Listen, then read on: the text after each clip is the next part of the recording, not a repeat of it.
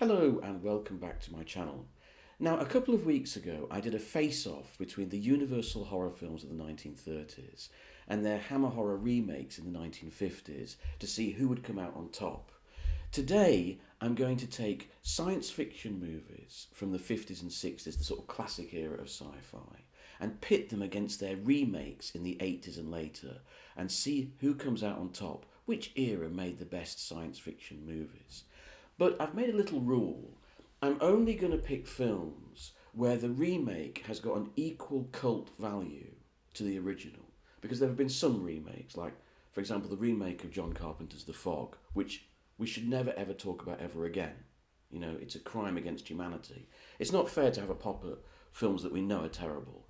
These are films which have produced remakes that are a comparable cult status, and which one is best. So, for example, let's take The Thing, or as it was originally called, The Thing from Another World, which appeared in 1951, produced by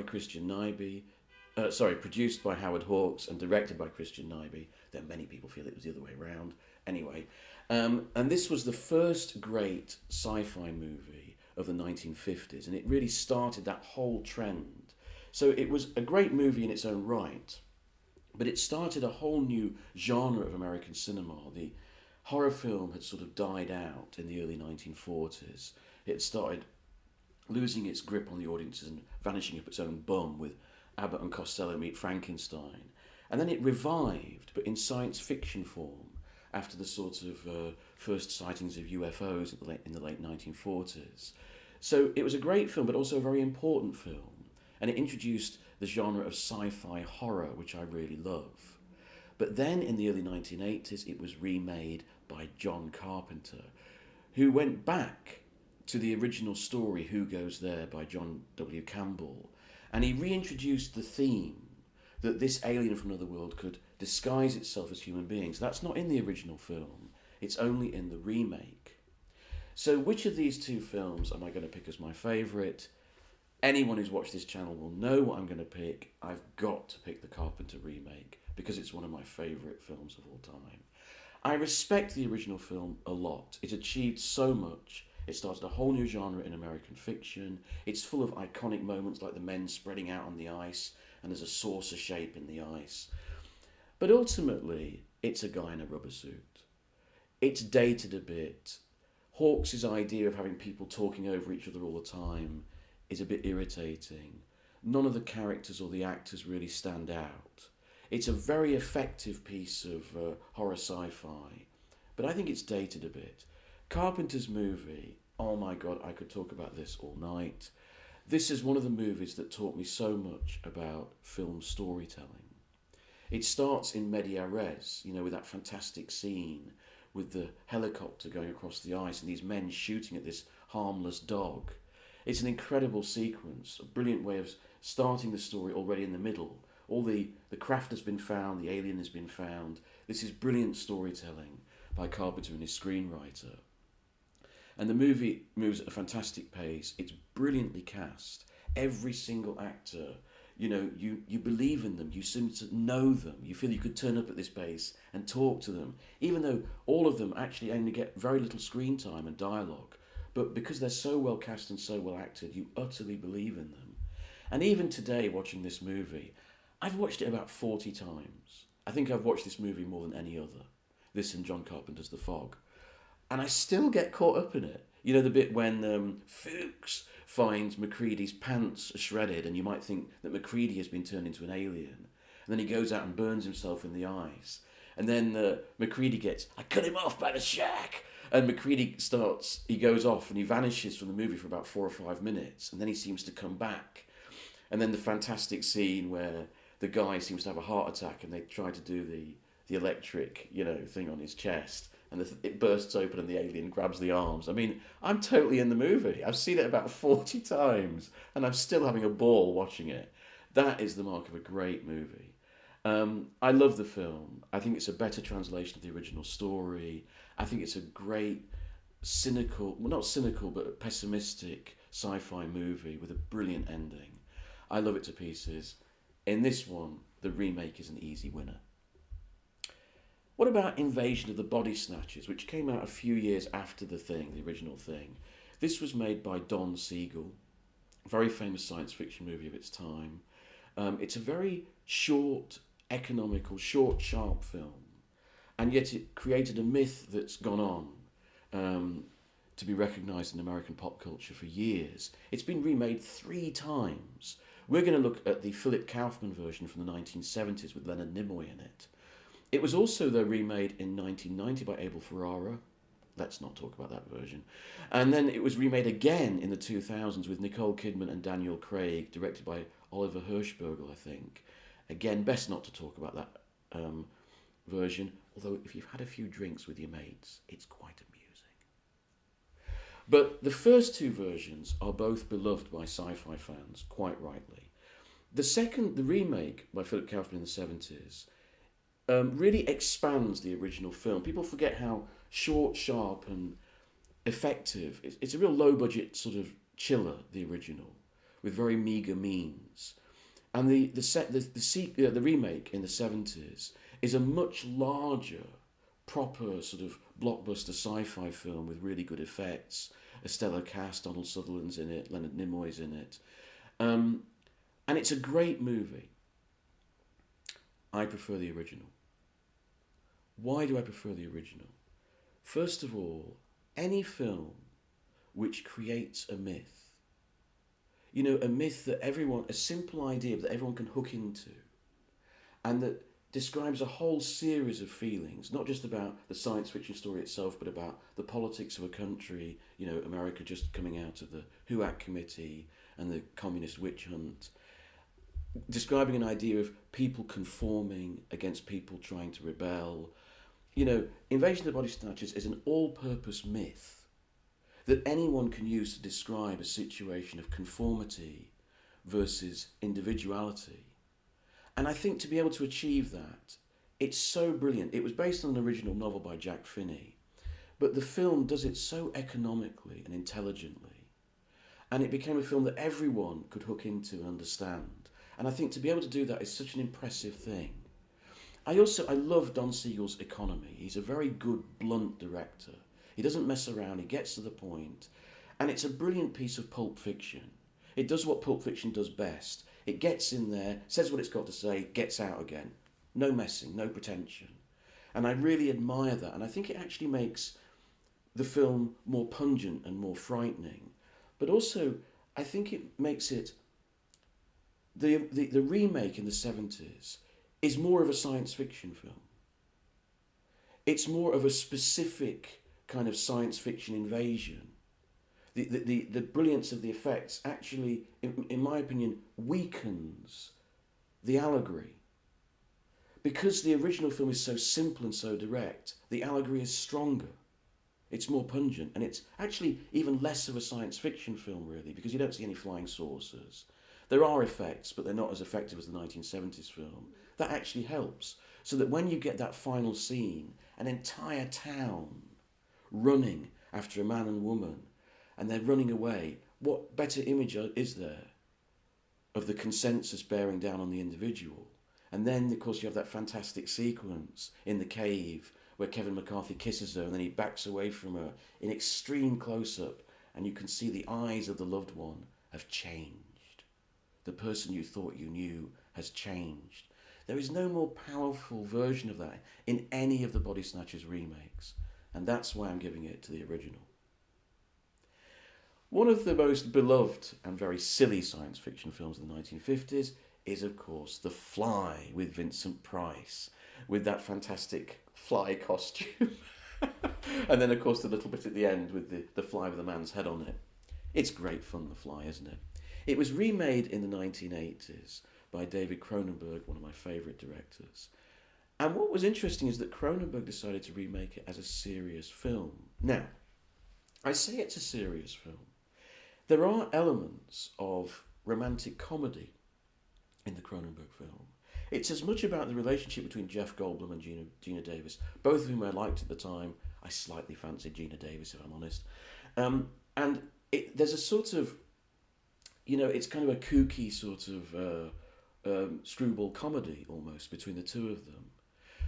And weirdly, the sci-fi elements are actually the serious elements that come in and break up this screwball comedy. And that's a very interesting effect that Cronenberg creates. And that's why I think it's a much better film and one of my favourite films of the 1980s. The original Fly is a bit of fun, but its remake is actually a great film, which for all its silliness, and Jeff Goldblum spitting on donuts and so on, eventually ends up being a tragedy and actually kind of emotionally devastating. And I really admire the way that Cronenberg does that. In the 1950s, Richard Matheson wrote the book I Am Legend, which is one of the great novellas of the 20th century. It's kind of the equivalent of Dr. Jekyll and Mr. Hyde was to the 1800s. And it's about a guy, he's the last, healthy guy left on Earth, and everyone else has turned into vampires, and he's trying to survive. It's best known for the version that was made in the 1970s with Charlton Heston, who seems the absolute epitome, the best person to play this part, in The Omega Man. And this was a film that was often on TV in the 70s and 80s. I watched it many, many times. It's very cheesy. It's very 70s. Charlton Heston enjoys being Charlton Heston, especially at the end when he's sort of semi-crucified. And I watched it. And then recently it was remade with Will Smith under the original title of the book, I Am Legend. Believe it or not, the Will Smith version is not bad. God knows I don't like Will Smith very much, and God knows I was dreading it as a modern American blockbuster. But up until the CGI zombies appear, it's actually quite good. The scenes of, a sort of depopulated, is it New York? I can't remember where it's set now, with deer walking through the streets, and, Will Smith in his bath with his dog listening to the zombies outside. Actually quite good, quite atmospheric. Then the CGI zombies turn up and then it's crap. But there was another version of this film that came out in 1964, and it's not very well known. It's called The Last Man on Earth, and it starred, of all people, Vincent Price, and it was directed in Italy by a guy called Ubaldo Ragona. What a name! And you know what? It's fantastic, and it's my favourite version of the film. It's a bit like, it's very lo-fi. It's like one of those kind of really cheap underground American films of the 60s. Kind of the thing that Roger Corman would direct, Something like a combination of Roger Corman and Carnival of Souls. And actually that adds to the atmosphere of it. And we've got three big ego actors here, haven't we? Vincent Price, Charlton Heston, Will Self. All three of them enjoying being the last man on Earth, the only person that can save humanity. I mean, that's going to answer to the egos of all three of those actors. But you know what? Vincent Price is the best. I actually think it's the best version of the story, and it's the closest to the original novel as well.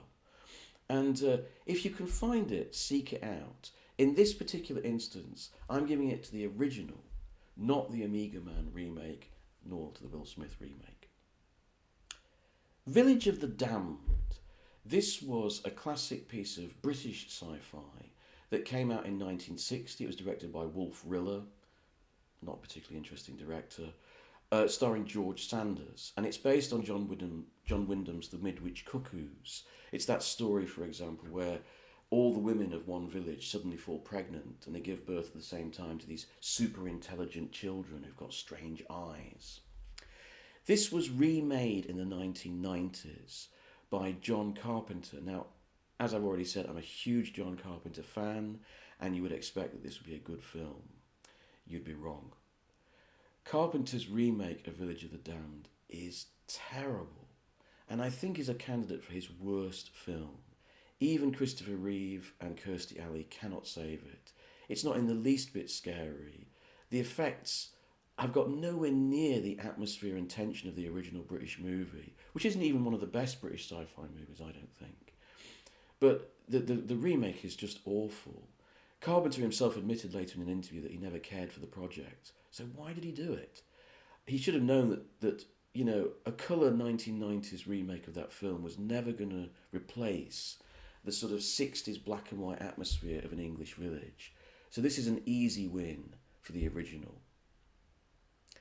I couldn't resist including in this video The Blob. Has anyone seen the film? Does anyone remember The Blob? This used to be a staple of TV channels in Britain in the 70s and 80s. And it was also a classic trivia question. What was Steve McQueen's first starring role? Oh, yeah, I know this. Yeah, it's The Blob. You remember The Blob? That sci-fi film from the 50s. Yeah, it's a blob, like, and it comes along and it sort of goes up this bloke's arm and takes him over. Then it goes into a massive blob. The Blob? Yeah, The Blob. You remember The Blob? With Steve McQueen in it. Oh, yeah. Yeah, famous it was. Well, it was famous. Now it's forgotten. I used to love The Blob. It's a very silly film. I mean, there's no imagination here. It's just a great big... It's a great big sort of purple blob that just absorbs people. Apparently, I was reading some trivia about it, that the original gloop that they created for the blob still exists. It hasn't dried out or anything. It's in a sort of vat somewhere in Los Angeles, which I think is brilliant. Now, why do I mention the blob? Well, I used to watch it a lot as a kid, and then it was remade in the late 80s. Dreadful film, absolutely terrible film. It has Kevin Dillon in the cast, of all people. But the reason why I mention the remake is because now that they got better special effects, they could really go to town on the horror of the blob effects. And the blob effects in the blob are horrible. There's lots of scenes where people come away and they've got this sticky goo coming out their face and they've got bones underneath going, help me, help me. So if you like that kind of thing, you should definitely seek out the remake. I'm going to give it to the original because it's got Steve McQueen in it. He was in The Blob. But I'm going to give it to the original because it's nostalgic and it entertained me as a kid. But actually, the remake is quite amusing. If you had a few beers, get the mates round, it's very silly, it's very exploitative, and quite good fun. And finally on this video, I'm going to indulge myself. In the 1970s, Michael Crichton, a best-selling novelist and incipient director, made a very fun film. It was called Westworld. And the idea of the film was in the near future, robotics has improved to the point where these people can program robots to take up roles in a fantasy world, and tourists can go along and they can go into a medieval world, or they can go into a Roman world, or they can go into a Western, interact with these robots and have a fantasy adventure. But the robots go mad and start killing people, and Yul Brynner is a gunslinger who starts pursuing the hero across this world. It was a really fun, intelligent way of looking at robotics and AI at a near future sort of dystopia, and it was clean. It was about an hour and 40 minutes, done, enjoyable. And then a few years ago, is it Dickflix, Netflix, Fiddlesticks? Oh, sorry, it was HBO. Whoever. They made this ridiculously involved series that went on for 4 seasons, adapting and remaking this thing. And of course, instead of just doing a light-hearted, brilliantly economical, version of all its themes, it goes on and on, pulling those themes out, going into deep, characterization and narrative. Yeah, in season 3, they really developed the characterization of the main android and its response. F off. This is what's so wrong with modern television and modern film. Instead of just leaving the ideas and themes incipient, inherent, just as they were in that original Invasion of the Body Snatchers film, clean and economical, says all it needs to say, and then you can pull the themes out and start thinking about them yourself. Instead, it sort of goes through them ad nauseum at length, not actually adding anything to them, but just playing with them endlessly. Apparently that's more sophisticated and more intelligent. I don't think it is. I think it's less intelligent. I think it's less sophisticated. I was telling a friend of mine once how much I loved the film The Company of Wolves. This is a 1980s horror film based on the stories of Angela Carter. And it's based on old fairy tales like Red Riding Hood and the werewolf myth. And it deliberately sort of pulls out the subtext of these, what it's saying about men and women, for example, and sort of examining them openly, right? And my friend said to me, what do you like that for? The problem is, if you pull the subtext out and look at it, where's the subtext? The genius of those original films, Invasion of the Body Snatchers and Westworld, in fact, nearly all the films I've discussed in this video, is that they came up with a simple but brilliant idea from which could be extrapolated so many other ideas. The modern world seems to think that going and looking at those ideas in detail is somehow clever. It's not. All you're doing is pulling the original to pieces for no extra gain. The original film The Westworld is so much more entertaining and fun, and it says what it needs to say, with Yul Brynner walking around in a great costume. I'll take the original any day of the week. Let me know your thoughts on these 7 movies. Which was your favourite, the original or the remake? And any other movies that I might have missed. And if you like my content, please like and subscribe.